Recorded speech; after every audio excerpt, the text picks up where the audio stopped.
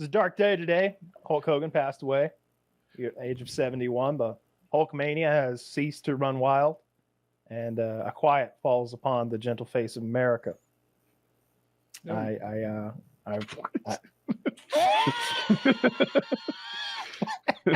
I couldn't care less. It's a shame that he had to like tie himself to MAGA there at the end and lose what remaining fans he had and get booed out of that arena in California.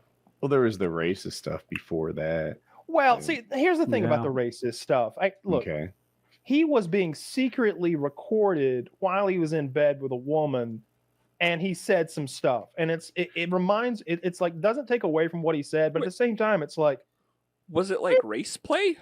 No, it was like, it was commentary on whether his daughter had a black boyfriend, I think. And he was like, if you're gonna date a ninja, at least date a rapper or a athlete or something. I thought the way you said that made it sound like he was saying it during sex. It was like post-coital, I believe. They were kind of like sitting there and having a little conversation, maybe getting dressed, and he's kind of shooting the shit. Gotcha. But the fact that he was like secretly recorded and while he's naked, it's like, I don't know if I want to judge him too harshly for what he said there. It reminds me of that actor from Seventh Heaven and how his shitty wife recorded him admitting in therapy about some pedophilia. It's like, all right, it's good that we got that pedophile, but I mean, Jesus, when was he going to talk about it? He was crying about his regret for something he did decades prior to a therapist, and this lady recorded him and took it to the cops. You know, it's like I don't like either side of this at all. So I don't know. I let Hogan's racism go. You know, this quote is rough. Here, I'm going to read the quote, but before I read it, he never says "fellow" in this quote. Hogan was recorded to have said, I mean, I'd rather she's going to fuck some fellow. I'd rather her marry an 8-foot-tall fellow with $100 million, like a basketball player. I guess we're all a little racist, fucking fellow. R.I.P.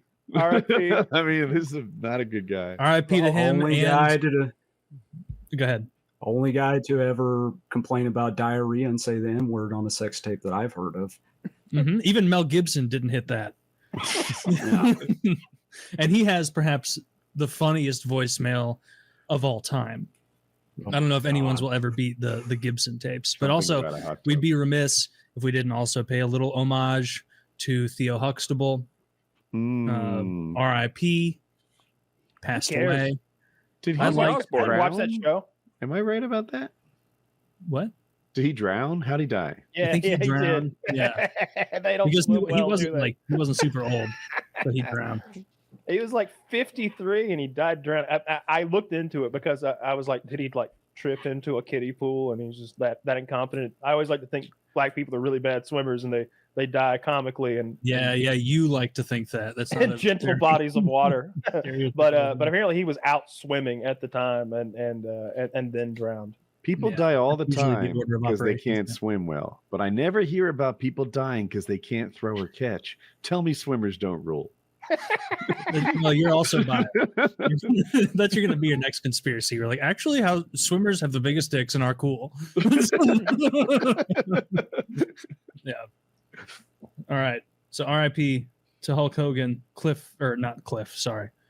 Huxtable, and who's the other? Ozzy Osbourne. Ozzy Osbourne. Yeah, Prince of Darkness. Yeah. Did you know how Ozzy did his last tour, right? I think it made like $200 million, or maybe $180 million. He donated all of it to charity. Nice. And the reason his voice has been so slurry for so long, apparently, is the painkillers to deal with his back pain. So he didn't take the painkillers so he could sing. And I guess he was in a tremendous amount of pain. They had him like secured to a throne so they could move him around on the stage. Poor guy. Have you seen that funny clip of him? Maybe it was during the Osbournes from years ago, where he's like coming out of his room, seemingly kind of fucked up. And he's like, Sharon, someone took my beers. Someone has stolen the beers from my room. And she's like, Ozzy, no one's stolen your beers. You probably drank them. Just get more from the refrigerator in the kitchen. He's like, my beers are being stolen. Most plausible reason. So, it's like probably like 10 empty beers on his nightstand that he crushed. Thinking they're stolen. Yeah.